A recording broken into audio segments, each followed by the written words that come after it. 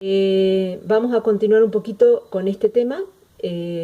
Bueno, ahí hicimos un poquito un pequeño cierre de algunos aspectos que tienen que ver con la historia, aunque después vamos a volver de vuelta. En la Argentina, ese Estado, esa organización estatal a nivel de todo el territorio que hoy conocemos, que lo vamos a llamar Estado-Nación, pero después vamos a ver algunas cuestiones para considerar en relación al concepto de nación, se consolida específicamente en 1880.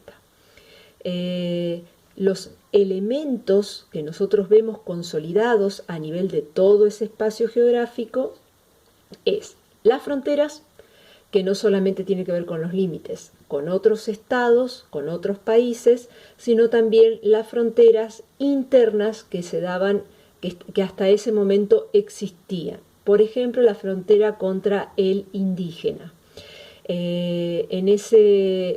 Para esa fecha se termina de consolidar, digamos, la frontera con el indígena a través de un hecho que se llamó la conquista o campaña del desierto, que se cuestiona el concepto de desierto porque el concepto de desierto implica que no hay vida, y existía vida y existían personas con cultura y con una idea de nación, de cómo organizarse, ¿no?, en lo político, en lo social, en lo económico, pero bueno, no se enfrentaba contra el modelo de nación que se quería imponer desde un grupo blanco con características europeas y con un modelo de organización occidental. Cuando digo occidental, quiere decir que viene de Europa. Entonces, el problema con el indio, de alguna manera, se soluciona con esta llamada campaña Conquista del Desierto. Por eso trabajamos con el tema del billete.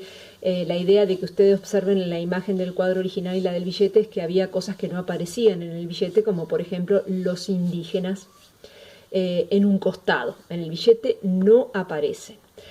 Aún se lo reconoce a Julio Argentino Roca como una figura importante en esta idea de nación argentina y de civilización y progreso, en el sentido de que hay que conformar una población que acepte que se pueda avanzar materialmente hacia un modelo económico.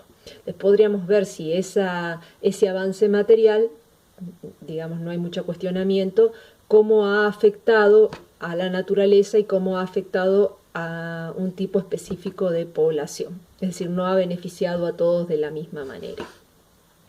Creo que en el fondo no beneficia a nadie este modelo de organización política económica, que no tiene que ver con el gobierno de turno en este momento, sino que está más allá de este gobierno, más allá de que esté gobernando un presidente, una presidenta, un partido, otro partido.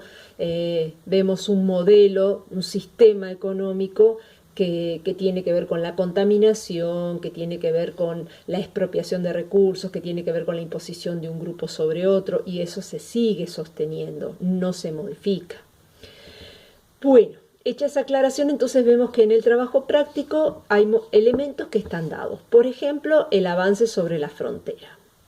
No voy a avanzar mucho más sobre ese tema porque después lo vamos a ver en otro momento de la historia en otros años, ¿sí? Por ejemplo, en tercero y en quinto año lo van a ver ustedes en historia.